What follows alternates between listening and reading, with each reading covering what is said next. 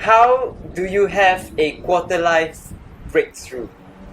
Well, before we talk about that quarter life breakthrough, it might be important to share my own story. You might be wondering, like, who am I and who am I to tell you, like, how to have this quarter life breakthrough? Well, the truth is that I've had many quarter life crises. Two, in fact. And the first occurred in 2016 when I was wondering what I was going to do with my life. Then I was struggling to know what university course to choose, and my dreams of becoming a doctor and lawyer had been crushed with the results of my A-levels. They were really bad. In fact, they spelled BBAD or bad. And in the searching moments, I thought I wanted to kill myself. I started having suicidal thoughts. I started going up to the top of my apartment block every single day in the lead up to Christmas and wondered how I could just end my life.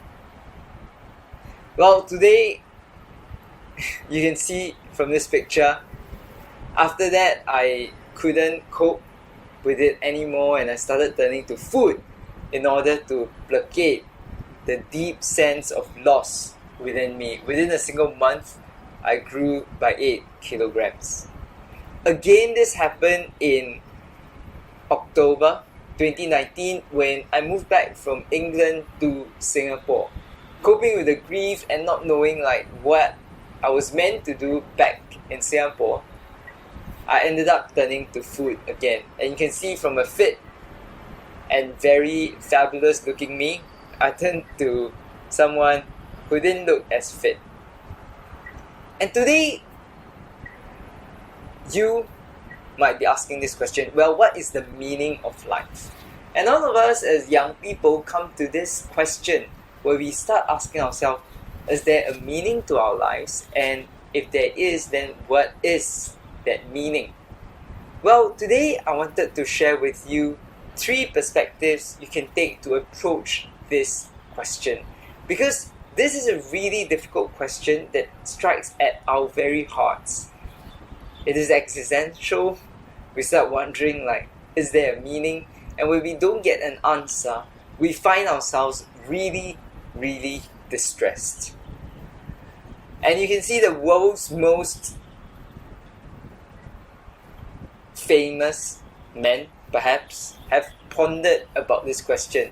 In Ecclesiastes, in the Bible, King Solomon, one of the richest, one of the smartest, one of the most famous people were consulting him, sailing across the seas to come and see him to talk about life's biggest problems, to seek advice and counsel.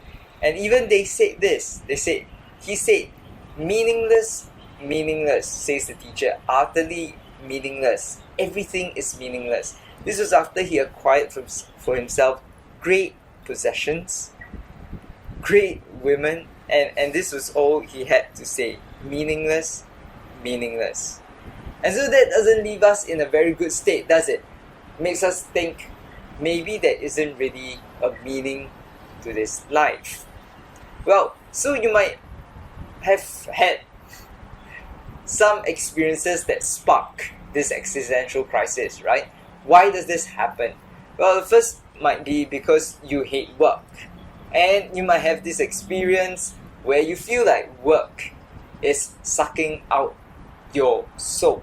You feel that you're doing the same thing over and over again each day in work. Work is boring, it's not challenging, it's not exciting. No longer brings that sense of passion and adventure that when you first started work. Work seems like a dementor where it's sucking out your life. And you wonder, is this going to happen for the rest of my life? And you might also feel the same in your personal relationships. You might feel like simply a face in a crowd of many. You feel like you don't really matter.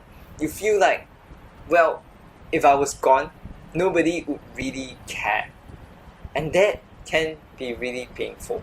Well, what is a better solution to that? Well, you can start reframing this journey.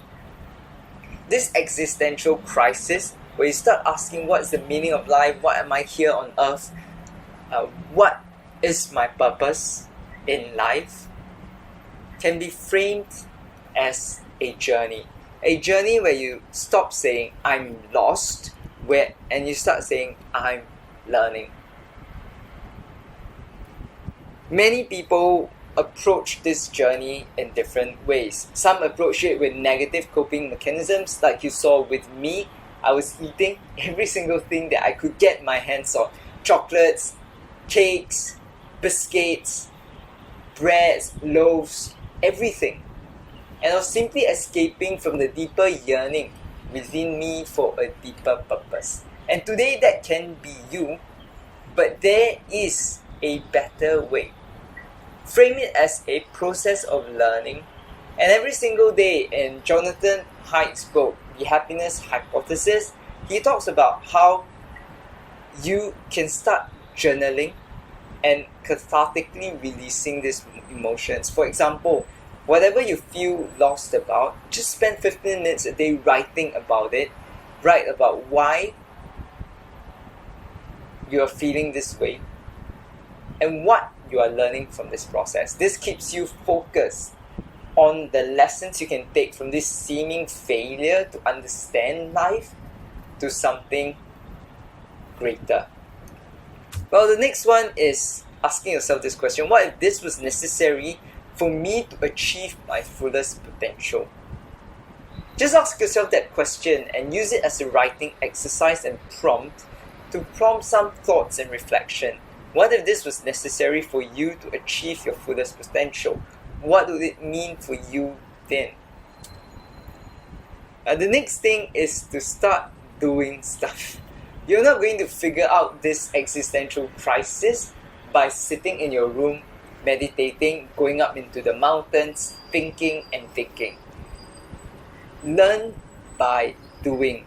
One of the deepest and most meaningful things you can do is to look beyond yourself and to start volunteering. This is a picture of me volunteering and organizing games for the intellectually disabled. When you start doing that, you start realizing that the world is not just about you. It's about something greater than you.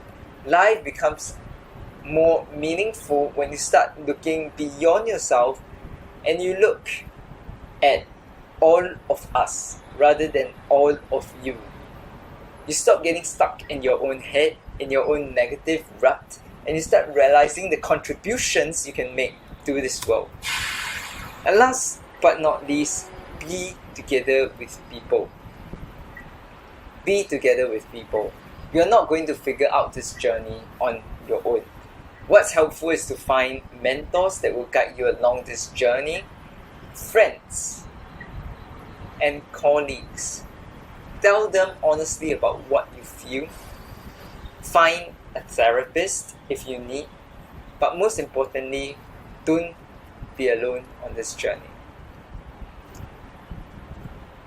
As I conclude, I want to say that this question of what is the meaning of life, maybe there's no real answer to it. Maybe it's one of those life's great questions where many philosophers have tried, many smart men have tried, many significant men have tried answering.